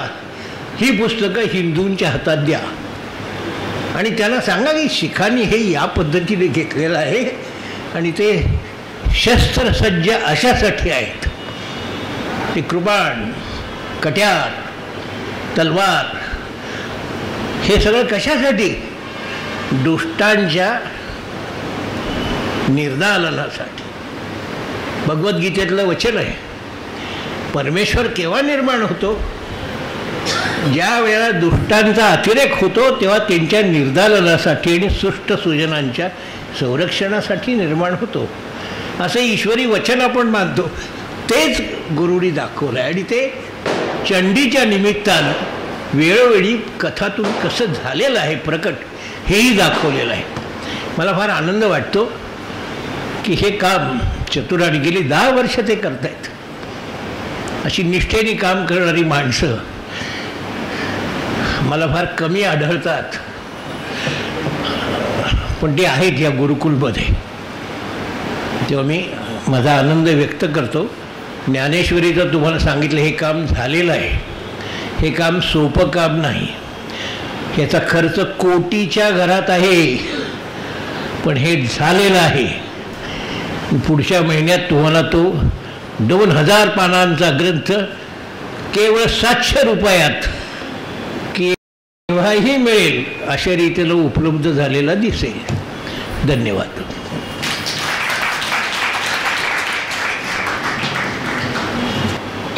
मगाशी उल्लेख झाला त्याप्रमाणे माननीय प्रदीप रावत हे भारत इतिहास संशोधक मंडळाचे अध्यक्ष आहेत आणि सामाजिक कार्यातही त्यांचा नेहमी सहभाग असतो. त्यांना मी आता आपलं मनोगत व्यक्त करण्याची विनंती करते.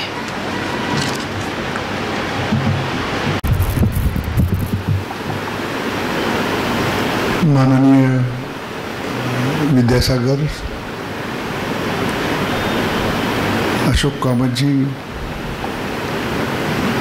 गुरु गोविंद सिंगांच्या पुस्तकाचं हिंदी भाषांतर करणारे विजय चतुर आणि मराठी भाषांतर करणाऱ्या शुभदा वर्तक, आणि हे कार्य प्रत्यक्षात आणण्यासाठी ज्या संस्थेने एवढं काम केलं आहे गुरुकुल, त्या सगळ्यांना नमन करतो. फार मोठं काम आहे.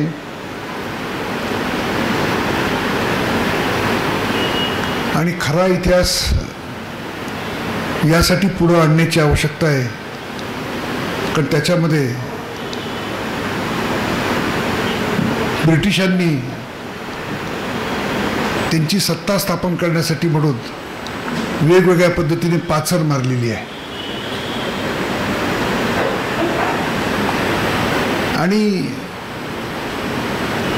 ह्या ज्या कॅटेगरीज तयार केल्या गेल्या, हिंदू, शीख, जैन, आता लिंगायत वगैरे वगैरे, तर या जणू काही पृथक आहेत,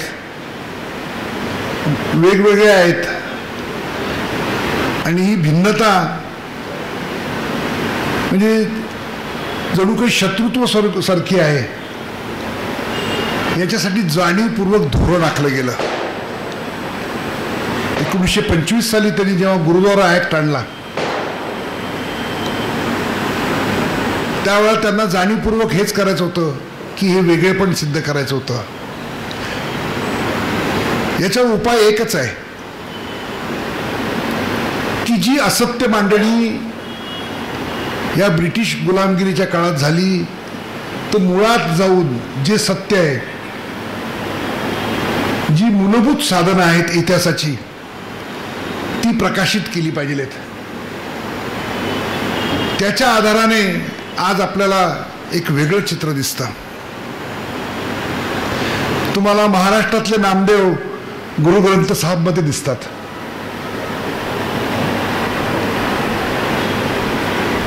तुम्हाला दुर्गा प्रशंसा दिसते. महाराष्ट्रातलं नांदेड हे शिखांचं तीर्थक्षेत्र म्हणून आढळतं. हे एका समाजाचे घटक आहेत. हे जे भारतीयत्व आहे, तर हा जो सांस्कृतिक भारत जो आहे, तो आज जगाच्या नकाशावर आपल्याला दिसतोय. तो राजकीय भारतीयत्वामुळं.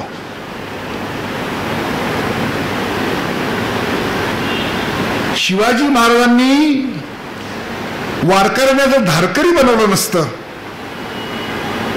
आणि गुरु गोविंद सिंगांनी नानकांपासून चालत आलेला एक अत्यंत जो मूळ आपला पिंड आहे, नेमस्त, प्रभूशी गुणगान करणारा, पण अन्वनित छळ झाल्यानंतर जशी शिवाजी महाराजांना भवानी आठवली, तशीच गुरु गोविंद सिंगांना दुर्गा आठवली. ही तलवार, हे शस्त्र उचललं पाहिजे. म्हणजेच त्याला मी राजकीय भारतीत्व म्हणतो. जोपर्यंत ते अस्तित्वात येत नाही, तोपर्यंत सांस्कृतिक भारतीयत्वाचा संकोच होत राहील.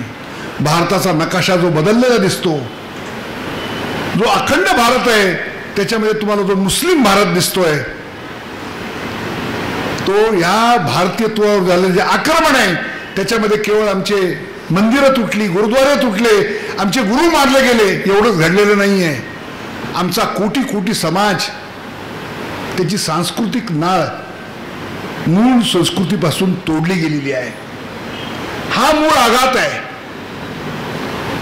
ते त्याचे बळी येते. पण त्याच्यामुळं काय घडलंय, तर भारताचा राजकीय नकाशा आज बदललेला दिसतो आपल्याला 47 साली. त्याच्यापासून जर बोध घ्यायचा असेल, तर खरा इतिहास काय तो नीट समजून घेतला पाहिजे. 1000 वर्ष भारतामध्ये हा सांस्कृतिक संघर्ष चालू आहे. 7व्या शतकामध्ये अगदी शेवटी भारताचा पहिला टवका उडाला, तो म्हणजे बलुचिस्तान. अरबांच्या आक्रमणात. पण मोहम्मदाच्या मृत्यूनंतरच्या 50 वर्षात ज्या अरबांनी संपूर्ण पर्शियन साम्राज्याचा नाश केला, आफ्रिका आणि मध्य पूर्वेमधलं सगळं रोमन साम्राज्य नष्ट केलं, मेडिटेरियन ओलांडून स्पेन घेतला, त्या प्रचंड वादळाचा भारतावर देखील आघात झाला. अफगाणिस्तान पुढची 200 वर्ष लढत राहिला. काबूल आणि जाबूलची हिंदू राष्ट्र अरबांना घेता आली नाही. अरबांना फक्त बलुचिस्तान घेता आला आणि भारतावरती त्यांनी 3 नाविक आक्रमणं केली. फार थोड्या लोकांना ती माहिती आहेत. पहिलं नाविक आक्रमण झालं ते सिंधमध्ये देबलला, दुसरं गुजरातमध्ये भडोचला आणि तिसरं ठाणे महाराष्ट्रामध्ये. 3 ठिकाणी त्यांचा पराभव झाला. शेवटी सिंध पडला. पण सिंध घेतल्यानंतर फार थोड्या लोकांना माहिती आहे की अरब फौजा खोलवर पंजाबमध्ये घुसल्या, गुजरातमध्ये आल्या. पंजाबमध्ये गुर्जर प्रतिहारा राजांनी त्यांचा पराभव केला. दक्षिण चालुक्याच्या सेनापतींनी पुलकेशीने त्यांचा गुजरातमध्ये पराभव केला. ललिता दत्ताने काश्मीरमध्ये त्यांचा पराभव केला. 14व्या शतकापर्यंत काश्मीर हारला नाही. हा जो संपूर्ण इतिहास आहे आमच्या एकात्मतेचा, आमच्या संघर्षाचा, आमच्या त्यावेळेच्या पराभवाचा किंवा विजयाचा किंवा हौतात्म्याचा, हा सगळा उलटा पालटा या ब्रिटिश काळात मांडला गेला. आणि त्याच्यानंतर दुर्दैवाने ती मानसिक बौद्धिक गुलामगिरी पत्करलेल्या सगळ्या मंडळींनी विद्यापीठांमधून आम्हाला तोच इतिहास शिकवला. त्याचे बळी आहोत आम्ही. या संपूर्ण 1000 वर्षाच्या कालखंडामध्ये हा संघर्ष सतत होत राहिला. इथं भारतामधल्या इतिहासामध्ये आम्हाला शिकवलं जातं की युरोपवरती जे आक्रमण झालं अरबांचं, ते फ्रान्समध्ये चार्ल्स द मार्टेलने रोखलं. कॉन्स्टँटिनोपलवरचं आक्रमण एम्परर लिओने रोखलं. व्हिएन्नाचं आक्रमण जॉन सॅबेस्कीने रोखलं. हे आम्हाला शिकवलं जात आहे. अरे पण भारतावरचं आक्रमण कोणी रोखलं त्यावेळेला त्यांची नावं सुद्धा आम्हाला माहिती नाहीयेत.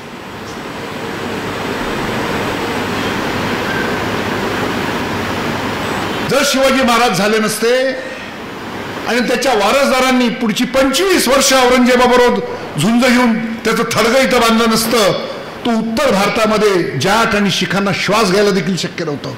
पण हे काम इथं दाबून धरून संपूर्ण मुघल सत्ता, त्याची जी ताकद होती ती ठेचून काढली. खऱ्या अर्थाने त्याचा नाश केल्यामुळं उत्तर भारतामध्ये आज तुम्हाला चित्र बदललेलं दिसतं. तर हे जे शेवटच्या टप्प्यातले म्हणजे 14व्या शतकानंतर जेव्हा विंध्य ओलांडला इस्लामच्या आक्रमकांनी, त्याच्यानंतर आंध्रमध्ये झालेलं जवळजवळ 100 वर्ष, म्हणजे दक्षिण भारत घेतल्यानंतर अक्षरशः 50 वर्षाच्या आत आंध्रमध्ये हिंदूंनी परत स्वतंत्र राज्य मिळवलं. त्याच्यानंतर विजयनगरचा 250 वर्षाचा इतिहास, मग मराठा साम्राज्य म्हणजे स्वराज्याचं साम्राज्यात झालेलं रूपांतर, आणि पुढे जे रणजित सिंगांनी जे वारसा पुढे गोविंद सिंगांचा चालवला, आज ते जे चित्र बदललेलं आहे. आज किती लोकांना माहिती आहे की काश्मीर हा केवळ रणजित सिंगांमुळे आज भारताच्या नकाशात दिसतोय. लडाख हा कोणामुळे दिसतोय, तर हा रणजित सिंगांमुळे दिसतोय. तर हे जे काही आपण पाहतो आहोत की भारतावर झालेल्या सांस्कृतिक आक्रमणाचं पराभव करून त्याचं राजकीय सत्तेत रूपांतर करण्यात हे जे यश मिळालं या थोर मंडळींना, तर त्या सगळ्याचा इतिहास हा लोकांपुढं आणला पाहिजे. ते आणण्याचं महान कार्य आज जे केलेलं आहे त्याबद्दल मी पुन्हा एकदा आपल्याला नमन करतो. धन्यवाद. आणि आपल्या सगळ्यांना माफी मागतो. आज मी आधीच सांगितलं होतं की मला आज खूप कार्यक्रम आहेत, तर आपल्या सगळ्यांची माफी मागून जाण्याची परवानगी मागतो. यानंतर माननीय पंडित विद्यासागरजी यांना मी मनोगत व्यक्त करण्याची विनंती करते. नमस्कार. व्यासपीठावर उपस्थित आदरणीय कामत सर, ज्यांनी अनुवाद केला ते शिवचतुर, शुभांगी वर्तक, आता त्यांनी भाषण दिले ते प्रदीप रावत, त्या सर्व मान्यवर बंधू आणि भगिनींनो, अगदी थोड्या शब्दामध्ये मी माझं मनोगत व्यक्त करणार आहे. प्रथमतः आजचा कार्यक्रम हा बहुआयामी असा कार्यक्रम आहे, कारण याच्यामध्ये आपण पाहिलं की 2 लेखकांनी एक चांगलं पुस्तक अनुवादित केलेलं आहे. आणि कामत सरांचं हे वैशिष्ट्य राहिलेलं आहे की ते नेहमी एक वेगळ्या प्रकारचं काम करण्यामध्ये त्यांना आनंद मिळतो आणि प्रत्येक वेळी एक नवीन संकल्पना, नवीन कन्सेप्ट ज्याला म्हणतो ते घेऊन ते पुढे जात असतात. आणि आजच्या कार्यक्रमातही हे प्रकर्षण आपल्याला दिसलेलं आहे. दुसरं म्हणजे पुरस्कार ज्यांच्या नावाने दिला, संत चोखामेळा. अतिशय म्हणजे संत चोखामेळ्यांचं जर तुम्ही आयुष्य पाहिलं, जीवन पाहिलं, त्यांचं काम पाहिलं, त्यांची पदं पाहिली, एक वेगळ्या प्रकारचा अनुभव आणि अनुभूती आपल्याला निश्चितच मिळते. म्हणजे विठ्ठलाची भक्ती एवढी होती तरीसुद्धा त्यांच्या प्रत्यक्ष जीवनामध्ये त्यांना खूपच अडचणी होत्या, कारण तो काळच असा होता की कुठल्याही प्रकारचे हक्क त्या वर्गातल्या लोकांना नव्हते आणि शेवटपर्यंत त्यांना काम करावं लागलं. मरणही त्यांना अंगावर भिंत पडूनच आलं आणि शेवटी त्यांचं म्हणजे शव पण सापडलं नाही. तर त्यांची हाडं कशी गोळा करायची हा प्रश्न होता. तर मग ते म्हणाले की ज्या हाडांमधनं विठ्ठल विठ्ठल आवाज येईल ते हाड त्यांचं, म्हणजे इतकं त्यांचं डिवोशन होतं. अशा व्यक्तीच्या नावाने आपल्याला पुरस्कार मिळालेला आहे, ही खूप मला असं वाटतं सन्मानाची गोष्ट आहे. दुसरा जो याच्यातला भाग आहे तो म्हणजे की भारताचा इतिहास किंवा भारताची एकंदर प्रगती. आपल्यावर म्हणजे प्रथम मोगलांनी राज्य केलं आणि नंतर मग इंग्रजांनी राज्य केलं. आणि कुठल्याही राज्यकर्त्याचं धोरण हेच असतं की जो बहुजन समाज आहे ज्याच्यावर आपण राज्य करतो त्याला पिचून ठेवायचं, त्याच्यावर दडपण ठेवायचं, त्याची कुठलीही गोष्ट मान्य करायची नाही किंवा आहे ती गोष्ट वेगळ्या प्रकारे सांगायची. आणि हे घडत आलेलं आहे. म्हणजे आपण ज्यावेळेस इतिहासाबद्दल बोलतो तर मी विज्ञानाचा अभ्यासक किंवा विद्यार्थी म्हणा असल्यामुळे मी त्याचा जो अभ्यास केला त्याच्यामध्ये सुद्धा ह्या गोष्टी खूप प्रकर्षाने दिसतात. म्हणजे 1857 साली 3 विद्यापीठं स्थापन झाली, मुंबई, पुणे आणि मुंबई, कलकत्ता आणि चेन्नई. परंतु ह्या विद्यापीठांमध्ये विज्ञान शिकवण्याला त्यांनी परवानगीच देत नव्हते. आणि जगदीशचंद्र बोस ज्यावेळेस भारतात आले शिकून इंग्लंडमधनं, तर त्यांना एक व्याख्यात्याचं पद द्यावं असं गव्हर्नरने सांगितलं होतं.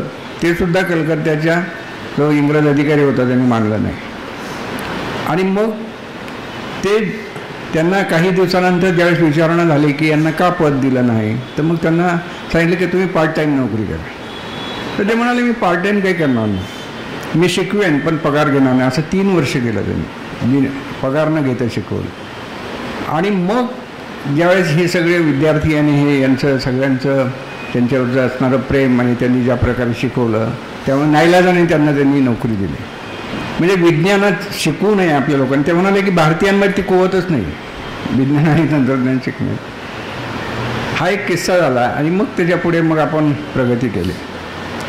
आपल्यामध्ये ज्या काही गोष्टी आहेत म्हणजे समाजामध्ये अनेक प्रकारचे भेदभाव आहे. आपल्याला म्हणजे एक वेळच लागली, आपण माणसाकडे माणूस म्हणून बघत नाही. समोर माणूस आला की आपण याच्यात हा कुठल्या जातीचा, कुठल्या धर्माचा, कुठल्या भाषेचा, कुठल्या प्रांताचा, हे सगळ्या गोष्टी आपण पहिल्यांदा. आणि शेवटी तुम्ही कोण, कुठले, अरे त्याचं काय करायचं, तुझं काम काय आहे. म्हणजे पदावर कुलगुरूंच्या पदावर बसण्यावर हाच अनुभव येतो तुम्हाला की शेवटी त्यांना माहिती करून घ्यायचं असे की मी कुठल्या जातीचा आहे, मी कुठल्या धर्माचा, त्याच्याशी काही घेणं देणं आहे का, तुझं काय काम आहे ते सांग ना. परंतु ती आपली खोड आहे आणि त्याचा फायदा इतर लोक घेतात.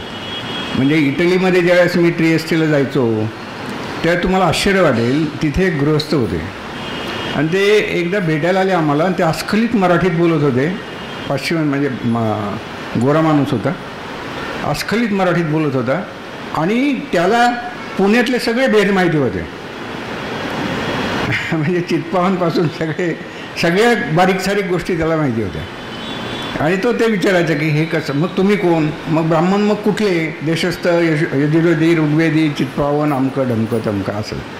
म्हणजे याचा एवढा बारकाईने अभ्यास त्यांनी केला आहे. म्हणजे हिंदू आणि शीख तर ही फार मोठी गोष्ट झाली.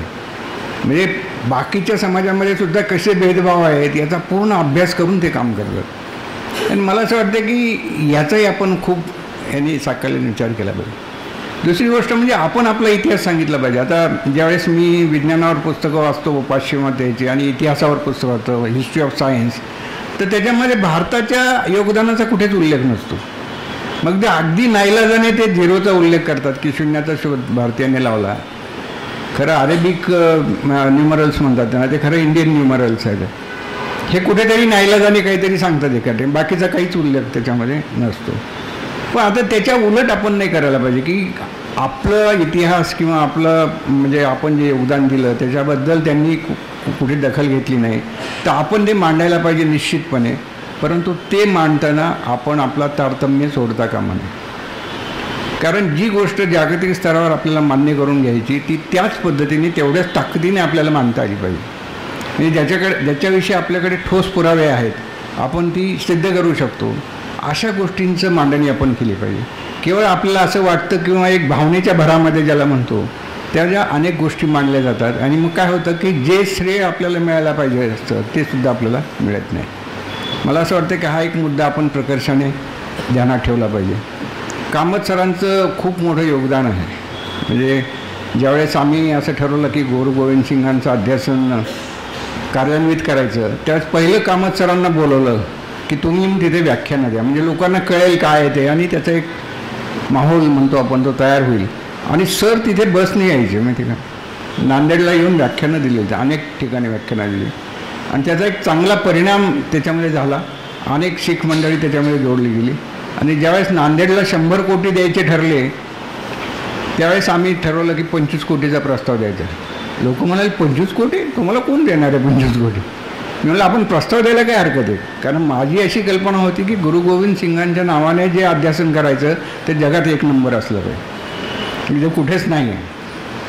आणि पहा ना, सुदैवाने 25 कोटी दिले. म्हणजे यांनी आता त्याचं काय कुठपर्यंत काम झालं ते मला माहीत नाही, बरंच अडून पडलेलं आहे.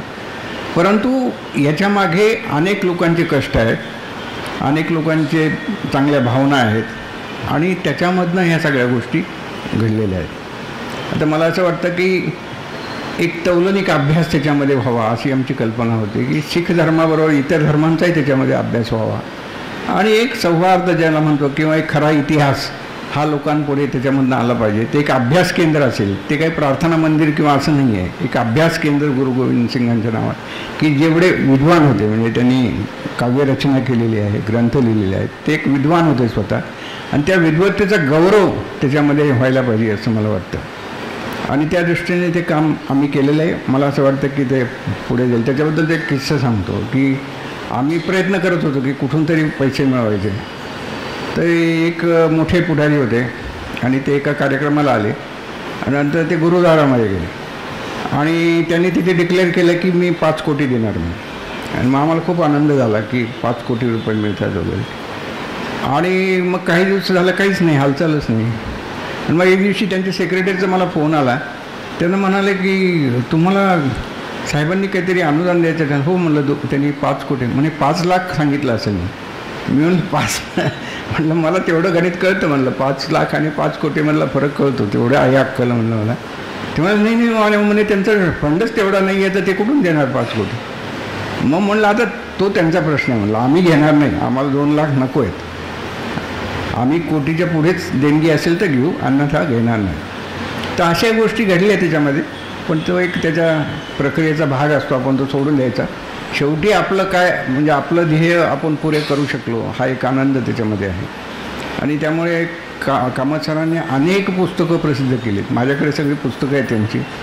अनेक गोष्टी की ज्या आपल्याला अजिबात माहिती नाही आहेत. म्हणजे बंडा बहादूरबरोबर ते सांगतात की कसं त्यांनी राज्य स्थापन केलं वगैरे, किंवा शिवाजी महाराजांचा आणि त्याचा काय म्हणजे संबंध होता, ह्या गोष्टी आपल्याला माहिती नाहीत. इतिहासात आपण ते शिकतही नाही, शिकवल्या जात नाहीत. तर त्या गोष्टीसुद्धा आपल्याला याच्यामधनं कळतात. तर असा एक हृदय कार्यक्रम आज इथे झाला. अनेक वक्त्यांची चांगली भाषणं झाली.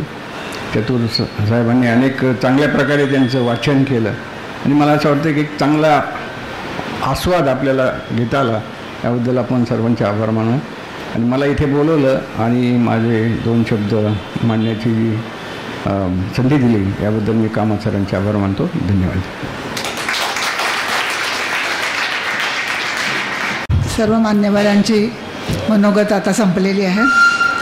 गुरुकुलतर्फे आयोजित या 3 पुस्तकांच्या प्रकाशन समारंभासाठी नांदेडच्या स्वामी रामानंद तीर्थ विद्यापीठाचे माजी कुलगुरू आणि निवृत्तीनंतरही कार्यरत राहून आपल्याला प्रेरणा देणारे माननीय डॉक्टर पंडित विद्यासागर प्रमुख पाहुणे म्हणून उपस्थित राहिले, त्याबद्दल मी त्यांचे गुरुकुलतर्फे मनपूर्वक आभार मानते.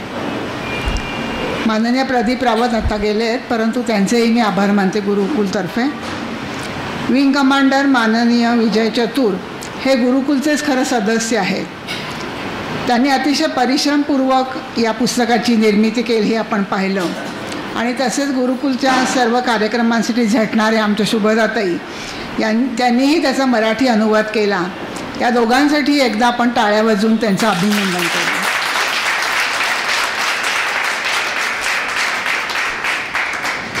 कुठलाही कार्यक्रम म्हणला की त्याच्या आठवणी आपल्याला नंतर खूप सुखद असतात. तर त्या आठवणी जपण्यासाठी आमचे फोटोग्राफर राजेंद्र शिंदे आणि व्हिडिओ चित्रण करणारे श्रीयुत कानिटकर हे आले, त्याबद्दल त्यांचेही मी आभार मानते. गुरुकुलच्या या कार्यक्रमासाठी नेहमीच स्वामी कृपाचा हाल उपलब्ध असतो आणि इतर सर्व व्यवस्थाही चोखपणे सांभाळतात. त्याबद्दल श्री योगेश देसाई आणि त्यांचे सहकारी या सर्वांचे मी मनपूर्वक आभार मानते. आज खरं संक्रांतीचा सण आहे, पण तरी देखील बहुसंख्येने प्रेक्षक इथे उपस्थित राहिले, श्रोते आले, त्याबद्दल तुम्हा सर्वांचे मी आभार मानते आणि मनपूर्वक धन्यवाद देते. गुरुकुलवर सर्वांचा लोभ आहेच, तो असाच वृद्धिंगत व्हावा आणि संक्रांतीच्या निमित्ताने सर्वांना तिळगुळ घ्या आणि गोड बोला अशा शुभेच्छा देते आणि थांबते. यानंतर स्नेहभोजनाचा कार्यक्रम आहे, म्हणजे आस्वाद आपण सर्वांनी घ्यायचा आहे. तो आनंद आपण सगळ्यांनी घेऊया. धन्यवाद.